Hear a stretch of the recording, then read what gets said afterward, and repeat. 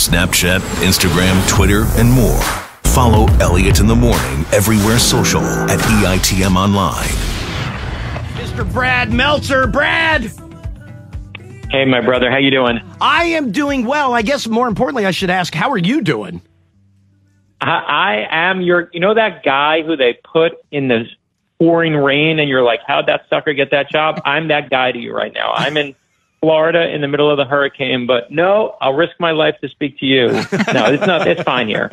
It's total. We're actually on the east coast of Florida. The hurricane's hitting the west coast. So all it means is that everyone from Miami to Boca, every Jew in Miami is complaining right now. So it's a normal day. It's a normal day. So it's called Wednesday. That's what we call it here. No, because I was watching on the news yesterday, and yes, I know that you're further south and that you were on the east side, but they were showing like even Key West yesterday. Well, I'm looking at pictures of Key West right now, where like people are out there like going crazy and surfing. I was looking to see if you were out there, but I didn't know like if you guys were like getting any part of the storm at all, or if everything's pretty calm. No, what happens is like, again, they're going to get slammed on the West Coast. They're going to get, they really will be. What we get like these bands that come through. And what's wild is your dog can tell what's going on. Like you literally watch your dog and you can tell when the band hits. And it's just a rainy day. It's really, thankfully we're on this side of it. And then all of a sudden in the middle of dinner yesterday, everyone's phone has like one of those, it sounds like an Amber Alert, was basically a tornado warning. And we don't have tornadoes in Florida. Like we have every other form of crazy that you can think of, and tornadoes were like coming through. They wound up being fine, but other than like the warning that came out, I think just to make sure everyone was safe, it's been relatively easy. They canceled school, so my kids were thrilled. And other than that, here we are. Wait, so they canceled schools in Miami? They did. Just think, you know why? Because when it's raining and when it really rains, when that band hits, it rains really hard, and so it's just bad to travel. It's not like you can't, you can go outside, whatever, but it just makes the road. You're guaranteeing accidents, and so you don't want to put all these kids on the road. So I actually, it was the smart move, but my kids were like, again, it's like a snow day. They're so happy, and every parent's like, whatever. Now you have your kid home, but I think we're good at that at this point. Hey, and then the other thing I should ask: how was Brad Meltzer's Rosh Hashanah? It was pretty. Let me think what the highlight was. The highlight I think was it was the desserts this year. Oh. We almost had like 3 diabetic comas. Like it was like the family was like, you know what? Forget the food. Let's just focus on dessert. And I'll just say, I was pretty stunned. Like usually we're like we're a secret recipe family. So there's like secret recipe malto bread, secret recipe chocolate chip cookies, secret recipe everything. This was like, oh yeah, watch this. And every single person brought dessert. So we were very happy. Good for you. Good for you. All right. Let me switch gears. Let me get into some literary stuff if you don't mind. So we were used to ordinary people change the world, right? Where you would take very famous historical or not even historical, but very famous figures, and you created an entire kids' library out of them. And it wasn't because they were famous. It was their characteristics. It was their qualities. It's how their upbringing was that ultimately turned them into who they are. And and besides the fact they went on to become famous and people know who they are, that's all fine. That's great. I understand that. What was the reason? So now we get I am Superman and I am Batman. Other than the fact that you're a giant comics nerd, what was the reason for the switch? Listen, I could easily just say, well, I just wanted to do Superman and Batman, right? But it wasn't. The reality is we kept looking and saying, we always have this time where we're like, okay, who's the next hero? So you do Abraham Lincoln, you do George Washington, you do Rosa Parks, you do Dr. King, you get all these great heroes. But we also realized that it's not just real heroes that inspired us for our kids, but there were these fictional heroes. Like, Superman and Batman, I love as characters, but they also taught me my values when I was younger. Superman taught me, that your greatest superpower you can have is kindness. And I was like, wait a minute, why don't we take the stories of Superman and Batman, and instead of doing ordinary people change the world, let's make a new kind of version of what we'll do called Stories Change the World. And we'll show you the fictional characters that can also give you the values you want for your kids. And I have to tell you, I was like, it was an experiment. I didn't know if it was going to work, if it wasn't. When my wife read, and she's not impressed with me anymore, she's like, you talking to your imaginary friends nonsense. She's seen me do it for 25 years. But when she read I Am Superman, I'm not joking, she burst into tears. I watched it. I literally have video of it. Like, she was, because the story is so beautiful. Like, this kid comes from Krypton, lands in Kansas to these two parents, and it's these two parents who teach him that basically you should be kind to each other. You should be nice to each other, that your greatest strength you have is in your heart. And it's my core belief. It's what I believe more than anything. The most important part of the story is not Superman. The most important part of the story is Clark Kent. Right. Because we're all Clark Kent, and we all know what it's like to be born in ordinary and wish we could do something beyond ourselves. And I love that I Am Superman as a book teaches your kid that, and then shows them in the last pages how Superman was created. So you just can really, truly unlock the power of imagination and show your kids that it was, these two teenagers that came up with the idea of Superman. So, the part that's weird, like, I'm glad to hear that your wife loved it, right? And I was never a big comic book guy growing up. I was never a big Superman, Batman guy growing up. Like, I think I watched like the what was the cartoon that I would see occasionally where like the Super Friends. You watched the Super Friends. Super Friends, right? Yeah. So I would see that from time to time. And then I never even got into Superman like the movies. I do like the Batman movies. Like, that's kind of where I got into like the Batman stuff. So like, and I hate to say this because I feel stupid saying it, but like when you talk about like how he left, like his parents like bundled him up and had him leave Krypton, and then he crashes in that field in Kansas, and the family comes and gets him. I didn't know any of that crap. I had no idea. I wanted to ask you, like, is that accurate to the telling of Superman? Yeah, no, it is. That is the version of Superman that I read when I was a little kid. And listen, it's the Moses story. It's all biblical, right? It's like they put him in the basket and send him down the river. That's the story of Superman. It's why it resonates, because it's this ultimate classic archetype. And not to get too artsy about it, but that's why it hits us to our core. And to me, that's the real story. But again, what I love, one of my favorite moments in the book is, eventually his father dies and his mom, he says, I can't do it. Oh my God, spoiler, spoiler. All right. It's okay. People spoiler. know if you watch but and he says, I don't know if I can go on. I'm not strong enough. It's Superman literally say, I'm not strong enough. And his mother says, you're stronger than you think you are. I want my daughter to have that lesson.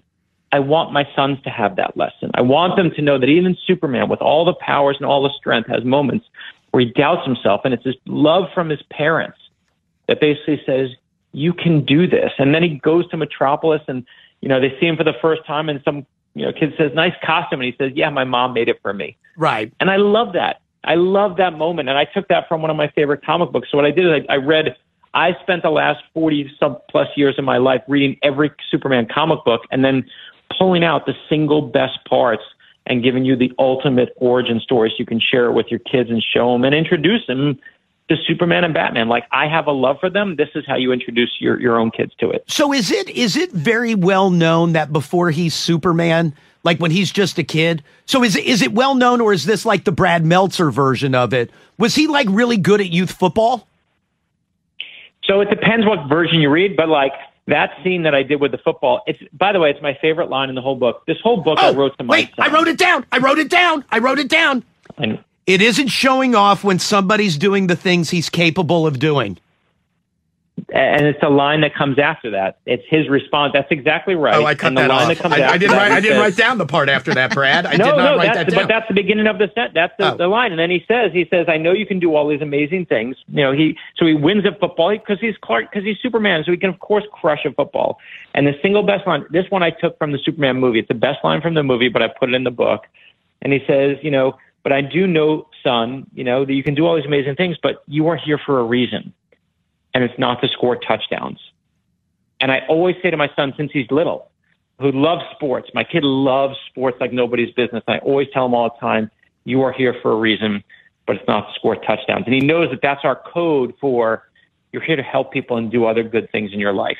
It's not just about getting points on a scoreboard. My kid's always like, no, Dad, I'm here to score touchdowns. Yeah. I would say that to my kid. They'd be like, no, really the only reason I was born was to put a puck in the net. That's it. No, yours is hockey. This is touchdown. Same thing. But I love that moment because, again, it's that great, Superman is Superman not because of the powers.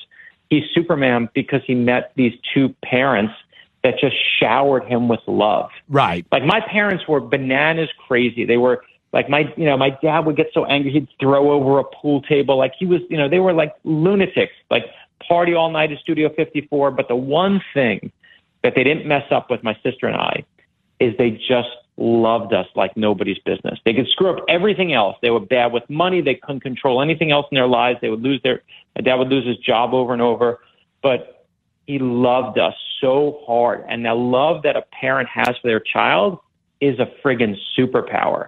That's what makes Superman. And I didn't make that up. That's made up by Jerry Siegel and Joe Shuster. And I love the fact that we get to show your kids that Jerry Siegel and Joe Shuster in Cleveland, Ohio were 16 years old, 17 years old when they created Superman, right? Just think about that a moment. Like, think of the nerdiest guys around.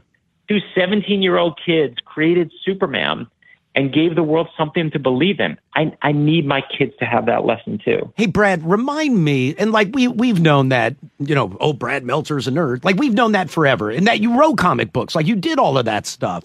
But what was the story of you going to the house and getting to see like the house where it started? And wasn't there something crazy with like seeing behind like the wallpaper, or am I making that up?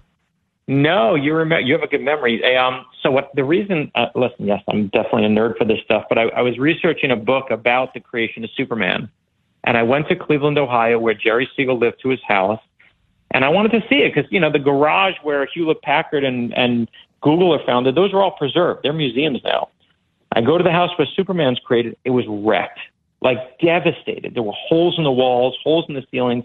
I went to the owners who lived there in the middle of this really inner city neighborhood.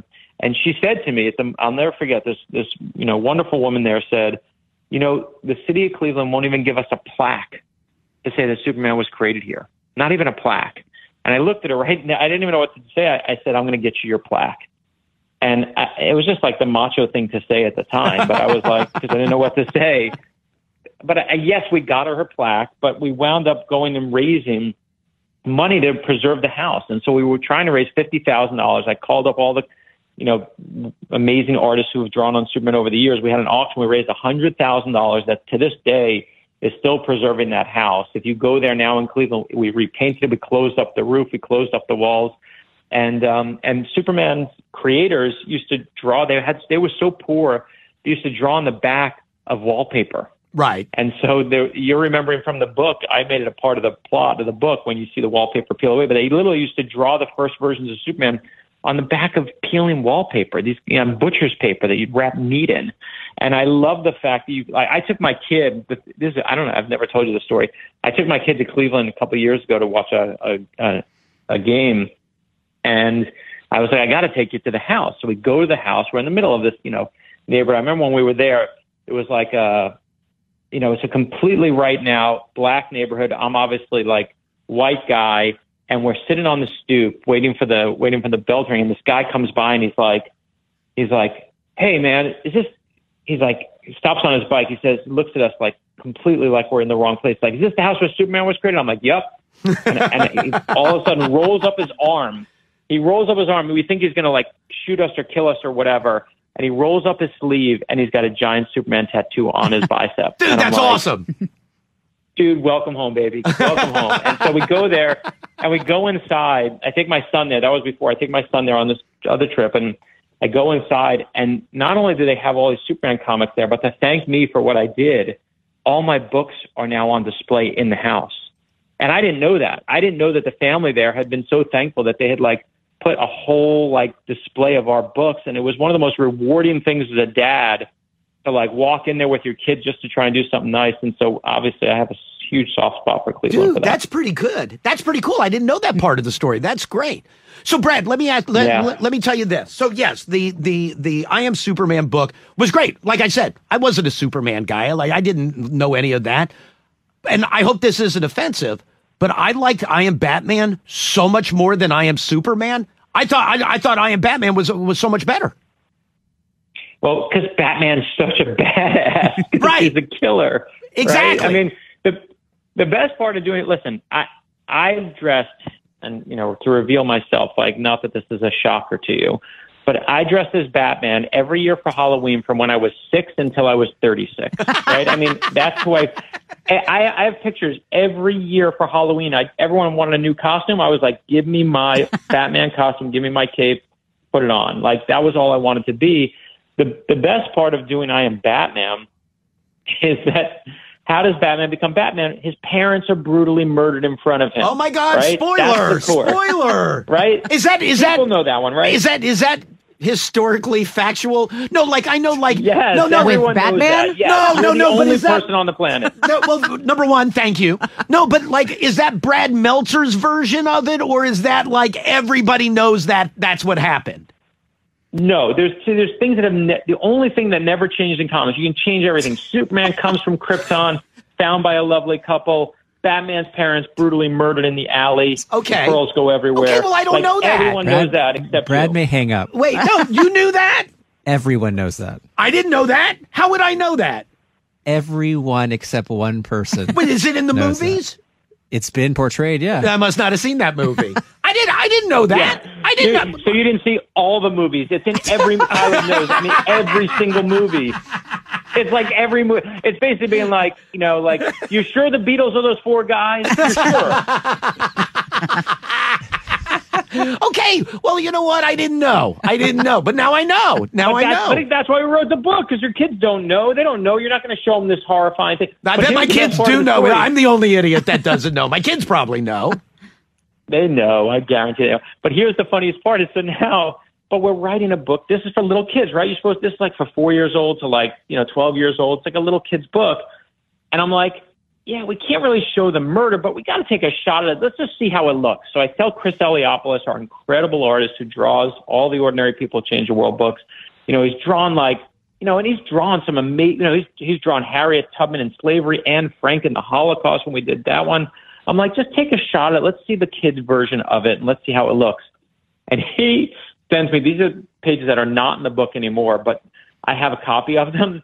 And it is so brutal. He's literally, it's his parents being gunned down in front of him, like in cartoon form.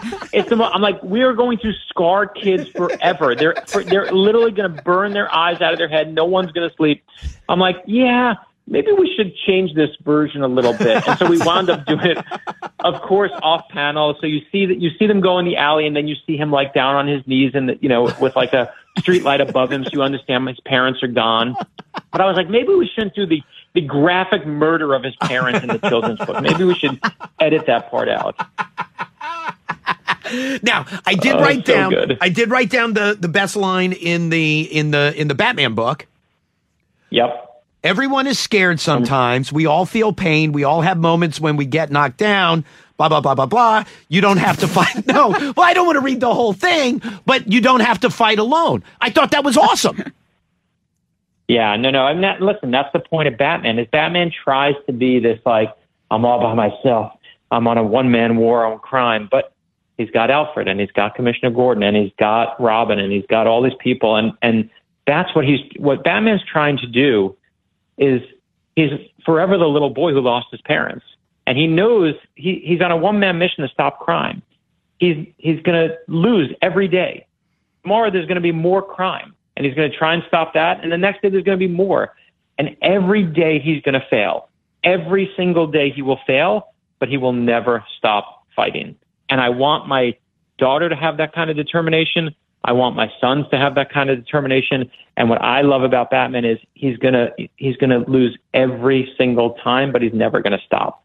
And he doesn't have to fight alone, right? Like, that's the lesson he finally learns over time, is you don't have to do this stuff alone. And as his dad says to him, you can get knocked down, but man, get back up again. That's the ultimate Batman story to me. Hey, you mentioned Chris and drawing the horrific murder scene of Batman's parents. It is truly horrific. It's like, it'll scar. I'm scarred. I saw it and I only have one copy and I'm scarred. I still can't shake it.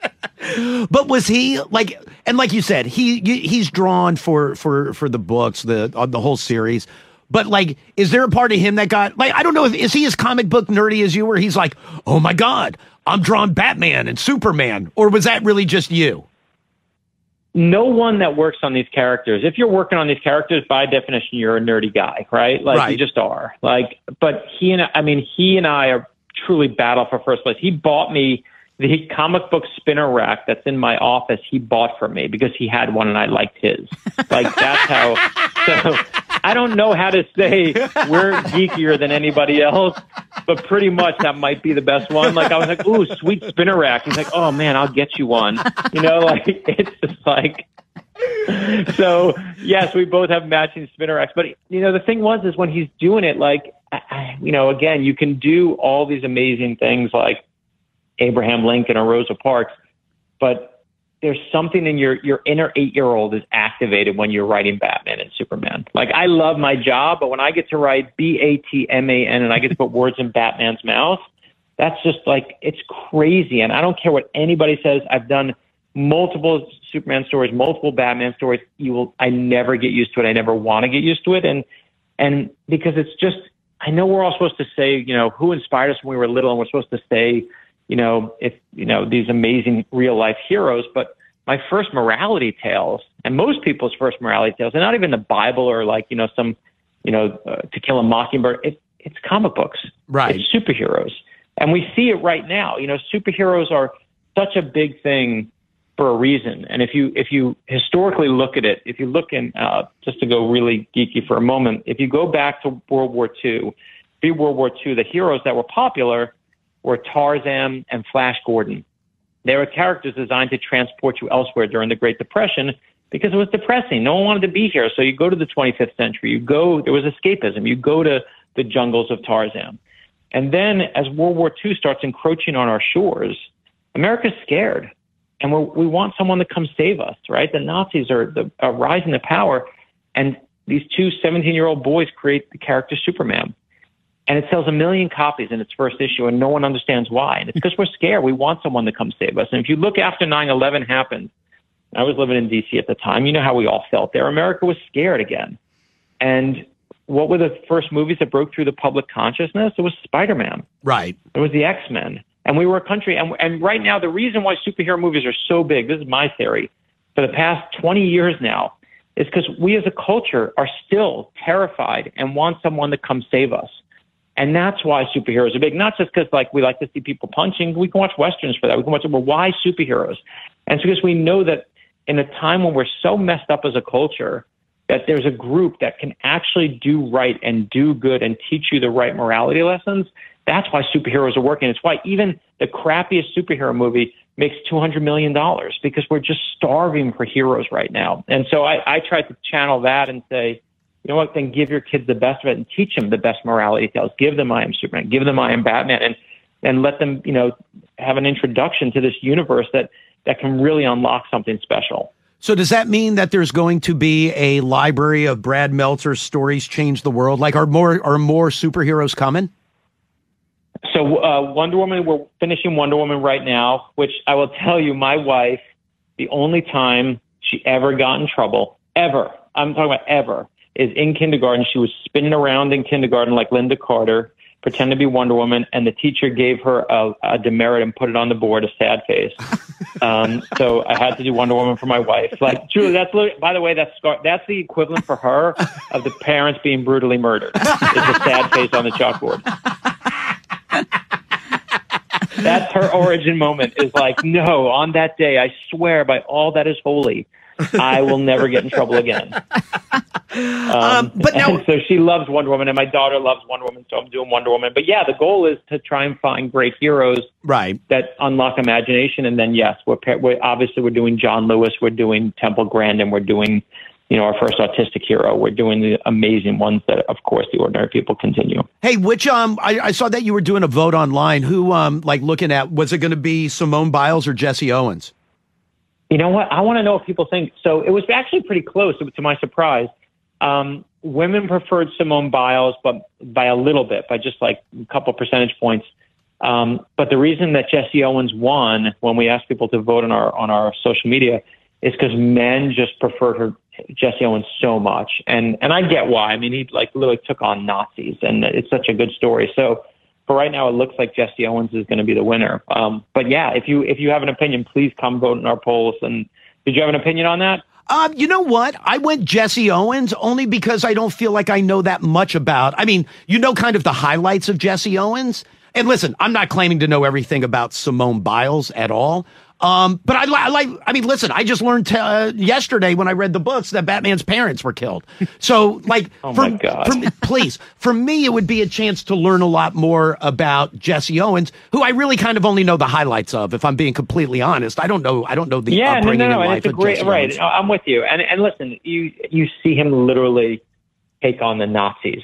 It's just, especially right now, it's a good lesson. We need that. Sadly, it's become one that's come back again, and we need to, I can't believe we're saying it in this day and age, but we always look at what the world needs. I mean, and we treat it that way. We're doing I Am Temple Grandin because I had so many kids and parents writing to me and saying, can you do an autistic hero? Right. And I was like, I hear you. I got you. That's it. I had, the number one request we had for two of the books was Hispanic kids saying, can you do Frida Kahlo?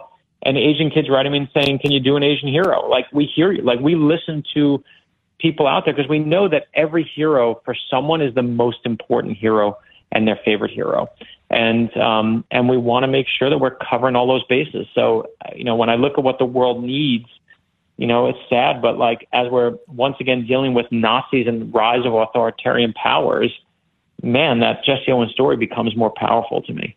Hey, Brad, where are we in a new Brad Meltzer novel? I'm working on it. I've been listening. It's so funny because you and I will always wind up speaking and texting this, but it just takes me a year and a half to 2 years to do it. So I'm knee deep in the new Zig and Nola, and I should say that the Lightning Rod is out in paperback. Also, yesterday it came out. So I was someone when I lived in D.C. I could only afford. I remember I used to go to Crown Books in DuPont Circle. Had the cheapest books of anybody. I could only afford to buy books in paperback. And so when paperbacks come out, I love that. So paperback's out for that, and I'm just working on the new one now. So Zig and Nola are coming back. And then last thing, which was the better trip, Switzerland or Ann Arbor? Oh, my gosh. So can I just tell you, never did I think so many Jews would hike. I feel like my next book can be Jews like to sit, So a buddy of mine had celebrated his 50th birthday and said, get yourself to Switzerland and I'm paying for everything.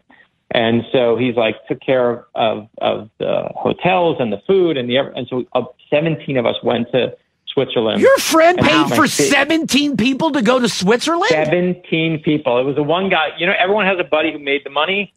He was we all got screwed. We all lost our birthday. I'm going to make it up for all of us. And we were just you don't have to do that. And he was no, I'm doing it. And he did it.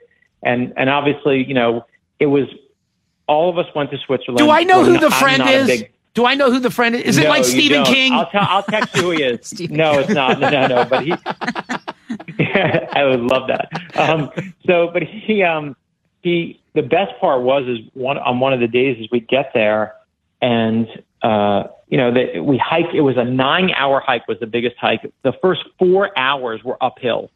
And we're oh my gosh. And I'm beyond my, I've been training for months for this thing. And we get in the cell phone service goes out somewhere in there. You wind up 9 hours later in the middle of nowhere. And the only entertainment at dinner is they have a woman who comes out with one of those kind of musical churning boxes where you churn the thing on the side and they play music. Right. And she starts playing it and half the room is us. We're and it's a tiny little in the middle of nowhere place. It's almost the dormitory, not a fancy hotel at all. And there's half the room can speak English. The other half is all European, doesn't speak a word of English. And she's playing some Swiss song and we kind of roll our eyes and we're oh, this is what you do for tourists, And then she puts in the next like little card that plays on the little turning box, and she puts in the Beatles, and we're all singing Yesterday, and everyone's of course belting the words out, and then she puts in Hallelujah by Leonard Cohen. And what she has no idea of, and she couldn't possibly know, is one of our buddies on the trip is an a cappella singer, has like an opera level voice. And he gets up there and starts belting out Hallelujah. And now everyone is just stunned, and he's just killing it. And it's like we're going to church, you know, it's just one of those emotional moments. I got to get the video. I know someone took video, but I still haven't grabbed it. And it just wound up being, you can't recreate a moment like that. And it was just magic. And I never thought in a million years that walking that much would bring me that much happiness. But it wound up just being the perfect, you know, because I'm like, and the best part was they said to me, you got to train, Meltzer, train. And I'm like, train where in Florida? Like the speed bumps are the highest thing here. Where am I training? So I'm just like, I kept saying, I'm like, there better be a thing where if I raise my hand, like a cheese truck comes up and saves me. And like, but there was no cheese truck. There was nothing. It was like my buddy singing, but it wound up being enough. So it was good. Good for you. All right, Brad Meltzer's I Am Superman, I Am Batman, Stories Change the World. Those are both out and available now. Like you mentioned, the Lightning Rod is out in paperback as of yesterday. Brad Meltzer, it's good to talk to you, my friend. I love you, Mitch. I'm going to take the whole day and can't believe you didn't know Batman's parents died. Well, you know what? But feel good. You educated somebody today. An idiot, but you educated somebody.